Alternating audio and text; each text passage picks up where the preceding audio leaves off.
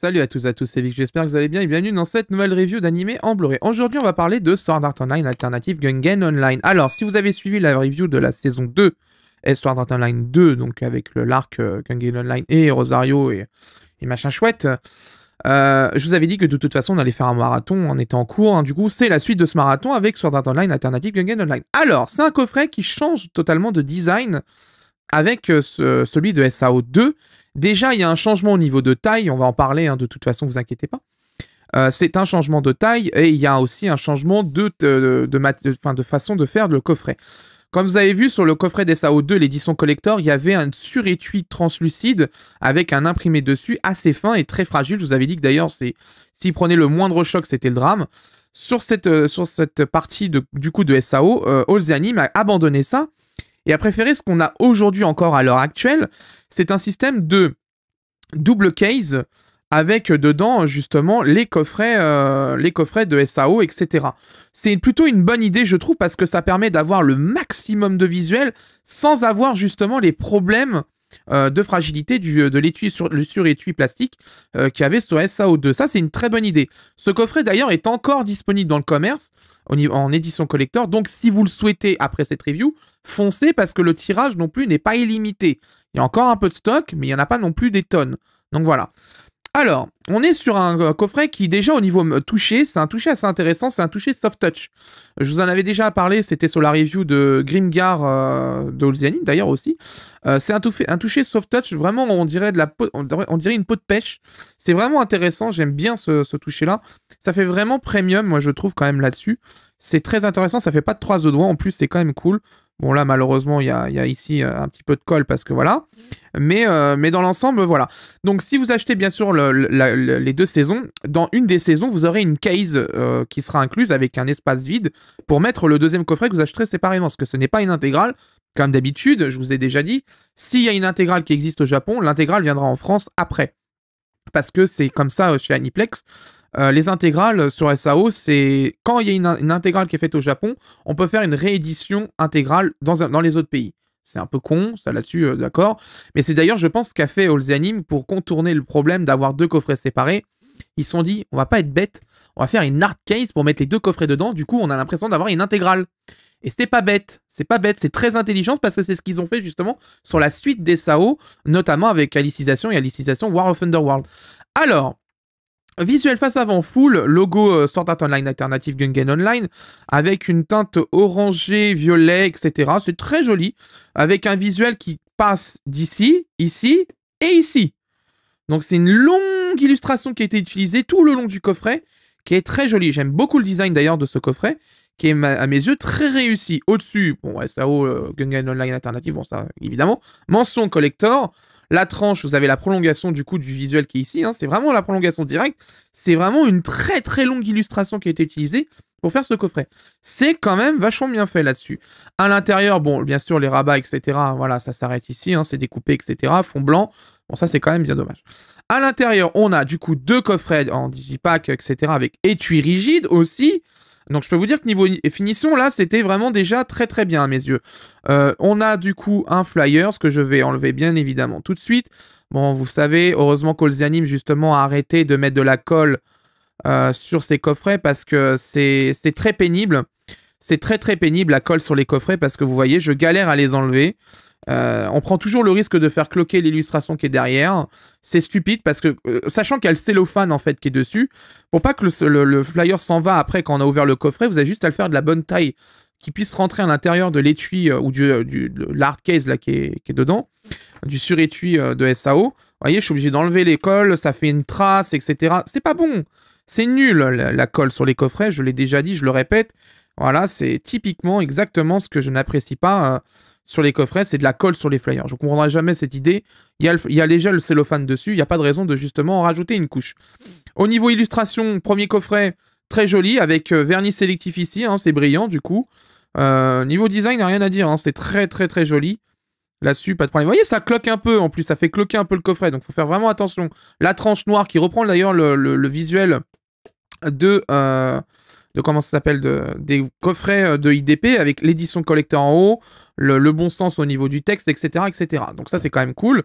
Pareil, hein, là-dessus, sur l'autre coffret, je l'avais déjà enlevé. Hein, vous voyez, il y a le flyer ici, je l'ai plié. Parce qu'il n'est pas à la bonne taille, justement. Donc, on va commencer, du coup, vite fait, au niveau des spécifications techniques. Ça sera les deux mêmes, hein, de toute façon, vous inquiétez pas. Speech de la série, capture d'écran, exploration, survie et élimination. Le nouveau SAO est un Battle Royale. Bon, voilà. C'est vrai que Gun Online, c'est vrai que c'est un petit peu un Battle Royale. Hein, c'est... Voilà, c'est... C'est quand même triste hein, de se dire que la mode du Battle Royale est un petit peu passée quand même, hein, faut être honnête là-dessus maintenant. Bon, il y a encore Fortnite qui tourne, hein, bien sûr, mais c'est pas, à mes yeux, c'est pas vraiment un Battle Royale. Hein, en vrai, il a des mécaniques de Battle Royale, mais dans le fond, c'est pas un vrai Battle Royale. Il y a quand même beaucoup de choses. Enfin, bref, c'est compliqué à analyser, ça s'appelle du game design, etc. Mais à mes yeux, c'en est pas vraiment. Le staff ici. Au niveau des spécifications techniques, on voit ici, du coup, qu'on est sur la partie 2, 6 épisodes, donc ça, c'est la partie 2. Japonais-français, avec sous-titres français, 144 minutes, avec en bonus les pubs TV japonaises, un livret de 28 pages. Sur la saison 1, je vous le montre quand même, il n'y a pas grand changement évidemment. On a du coup les openings et endings, 3 cartes collector, un livret, etc. Vous voyez, il n'y a pas grand chose qui change entre les deux. Les spécifications sont essentiellement les mêmes. Donc voilà, donc c'est pas... je suis obligé de le plier d'ailleurs le flyer, hein, je vous le dis, il rentre pas sinon sans le plier. C'est le problème justement des tailles de flyer mal coupées. C'est que du coup ça permet pas de les ranger correctement. Alors on va commencer par le premier coffret. À l'intérieur, donc on a des cartes, vous voyez ici.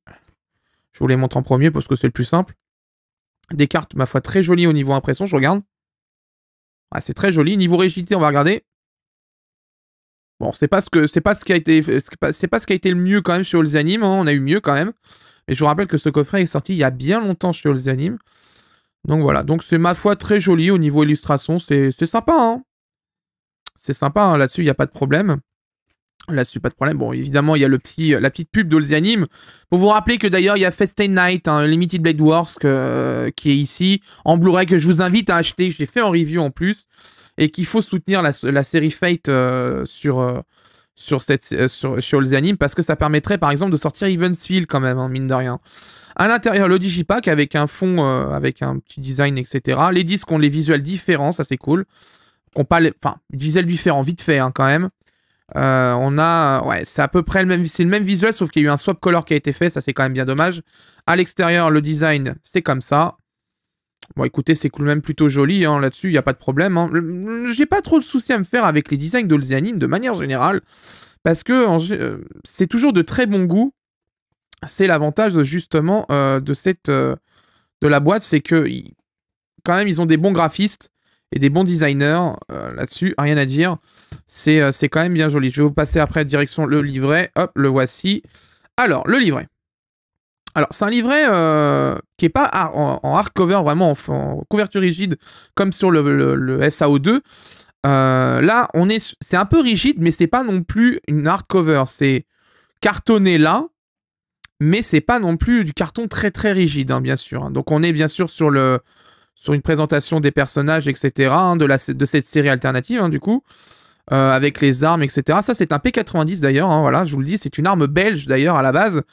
C'est une arme qui a une très bonne cadence de tir. Bon, je suis un ancien joueur de CS, donc voilà, hein, à très haut niveau en plus, donc voilà, donc c'est intéressant. On a toutes les armes de l'animé, etc., designées en 3D, etc. Le M24, l'AK-47, qui est une arme très connue d'ailleurs sur CS, côté terroriste, hein, d'ailleurs, justement, faut pas dire ça, je le biperai d'ailleurs au passage, celui-là, côté terreau. Mais ouais, non, clairement, c'est vraiment le M16A1 qui est aussi très connu dans le jeu. Les personnages encore, bien sûr, hein, mais c'est très bien fait. L'HK-45 aussi connu, hein, très connu. Les couteaux de combat, etc. Mais des fois, un bon couteau, ça règle beaucoup de problèmes. Le STM-556, hein, bien sûr. Ça, c'est des armes qu'on connaît, hein, de toute façon. Hein. C'est des armes qu'on connaît de toute façon très bien. Qui sont connues dans le monde vraiment réel. Hein. Elles existent vraiment. Hein. Le PKM, le SVD, le PP19, l'AK-47 et le P90, etc. Ça, c'est du archi connu là-dessus. Il n'y a pas de problème. Et voilà. Alors, équipe de production, bon, vous avez tout le staff ici japonais qui a bossé dessus. Le cast japonais original. D'ailleurs, ils n'ont pas remis... là, ils n'ont pas mis sur les personnages principaux. ils ont pas mis le personnage qui est doublé en japonais et en français. Hein. Ça, c'est quand même bien dommage. Ah, je viens de voir un truc là en bas.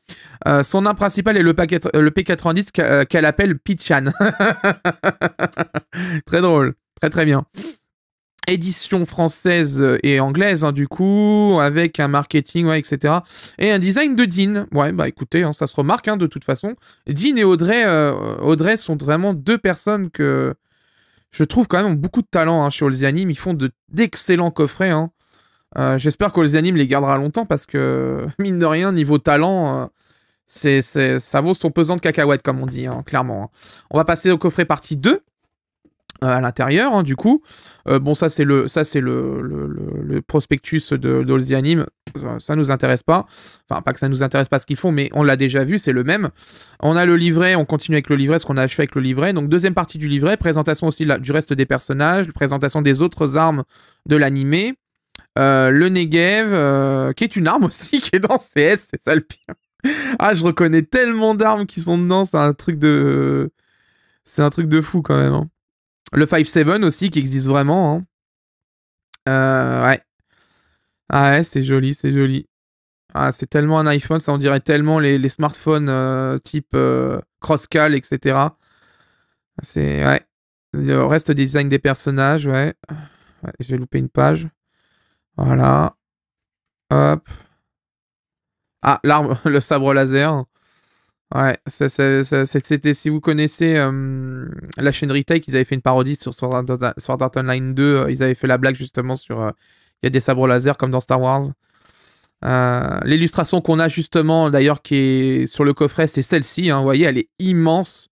Ah, j'imagine même pas à quelle définition elle est dans le fichier, hein, ça doit être vraiment un truc de fou, hein, quand même. Hein. Ça c'est du bon gros visuel, bien long, bien large, bien comme il faut.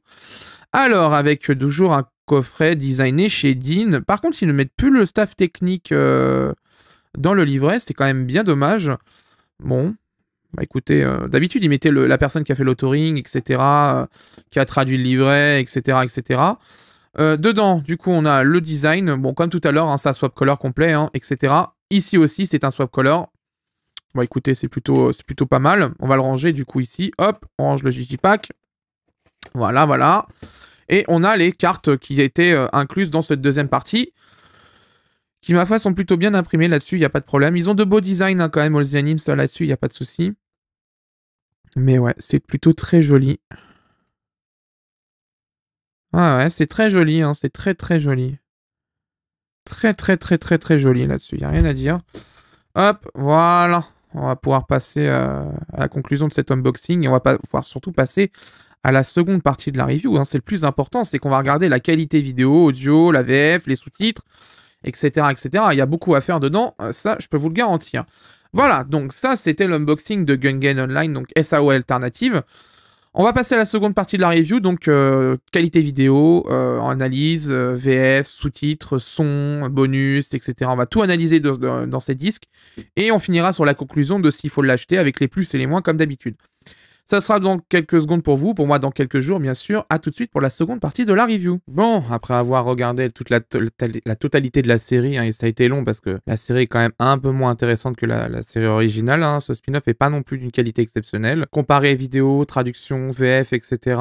Maintenant, je peux vous donner mon avis. La définition est en 1900 par 1080 FPS de 23,76, une compression en H264 et un débit vidéo qui avoisine en moyenne entre 13 et 18 mégabits par seconde. C'est assez variable en fonction des épisodes. On en discutera juste après. Ce spin-off de SAO n'est pas produit par Anime1 Pictures, mais par le studio 3 Hz, et cela se remarque dans la qualité globale de l'animé. C'est moins détaillé, moins propre en animation, plus brouillon par moment, mais qu'en est-il de la vidéo? C'est un encodage plutôt moyen qu'Olzianim avait proposé à l'époque. Comme on-screen, le labo qui avait été choisi pour faire cette édition Blu-ray ne s'est pas foulé, la compression vidéo est bancale, le débit vidéo joue au yo-yo, au point que ça arrive souvent vers 13 mégabits par seconde, là où le Blu-ray japonais est vraiment très haut et vise les 35 voire 37 mégabits par seconde. Il y a aussi du color banding, sur les scènes sombres et sur les nuances de marron, parfois plutôt bien visibles par moments. C'est classique, on l'a déjà vu plusieurs fois sur différentes éditions, et c'est quand même bien dommage, ça mériterait quand même plus de soin là-dedans. Cela manque clairement de maîtrise, car avec un léger dithering et des paramètres de compression bien plus adaptés, le résultat serait bien meilleur et cela ne fait aucun doute. Au niveau du son, VOVF DTS HD Master 24 bits 48 Hz, le son est parfait, mixage audio impeccable, OST plutôt bonne avec pour ce spin-off, donc sur ce point, le Blu-ray remplit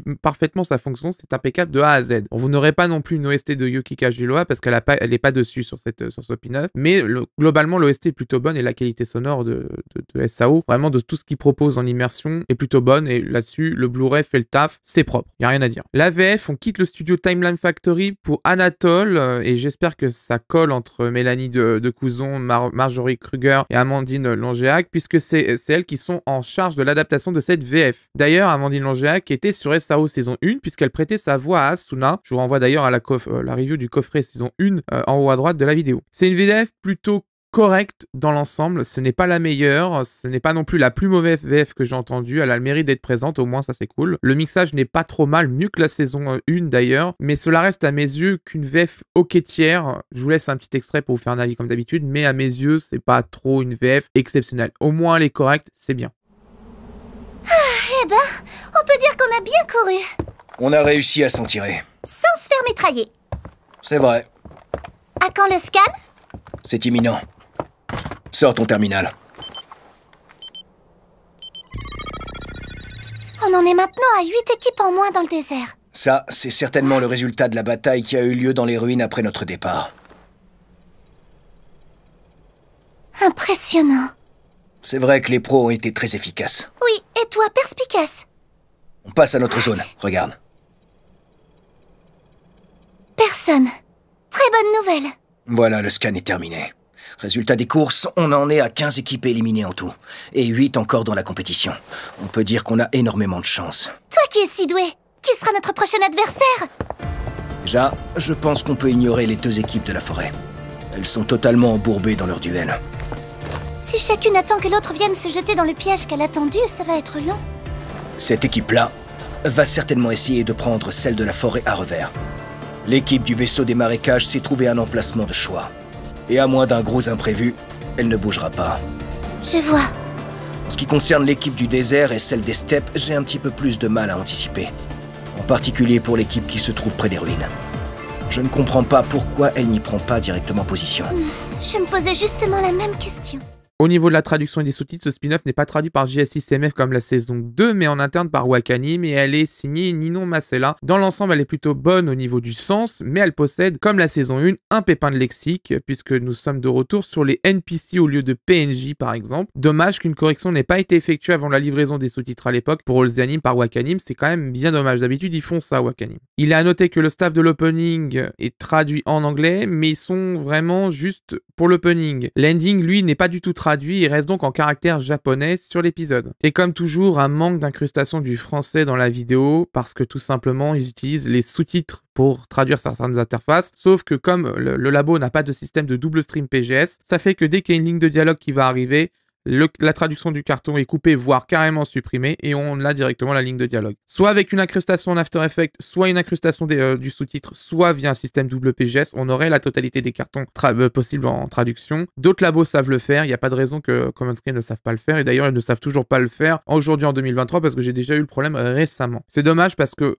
créer un vrai master VF pour SAO, c'est quand même bien utile, parce que c'est des séries qu'on peut vendre à la télé, et qui dit vente télé, dit bien sûr bon contrat à la clé, donc du budget après pour plus tard. Ça vaut toujours le coup d'investir dans du matériel de qualité pour proposer aux chaînes de télé parce que c'est comme ça qu'on arrive à les faire passer après. Direction les menus du disque pour aller voir ce qui se passe dessus au niveau des bonus, au programme, crédiless opening et ending, teaser et bande-annonce et les spots pub TV japonais. Bon, c'est toujours bon à prendre, c'est pas non plus le panacée là-dessus, mais ça reste quand même plutôt intéressant pour les fans des SAO d'avoir quelques petits bonus vidéo quand même. On passe au plus et au moins du coffret. Les plus, finition exemplaire, carton ultra épais, boîtier de rangement. Vraiment là-dessus, on a donc fourreau rigide plus coffret rigide pour les ranger les deux coffrets à l'intérieur. Design vraiment sublime là-dessus, il n'y a rien à dire. Le taf de All the Anime au niveau des finitions et du design de ce coffret sont exemplaires et c'est ce qui sera reconduit d'ailleurs sur la saison Alicisation qu'on ira voir juste après justement en review. Une VF, bon bah au moins c'est cool, elle est plutôt correcte, je vais pas dire que c'est non plus une bonne VF, je dis juste qu'elle est correcte, elle a au moins le mérite d'être là. Ça relève le niveau quand même de SAO saison 1 et saison 2, quand même là-dessus il n'y a pas photo, mais quand même je persiste à dire que SAO pour l'instant je suis pas ébloui et je suis pas surpris par sa VF en fait, je suis même d'ailleurs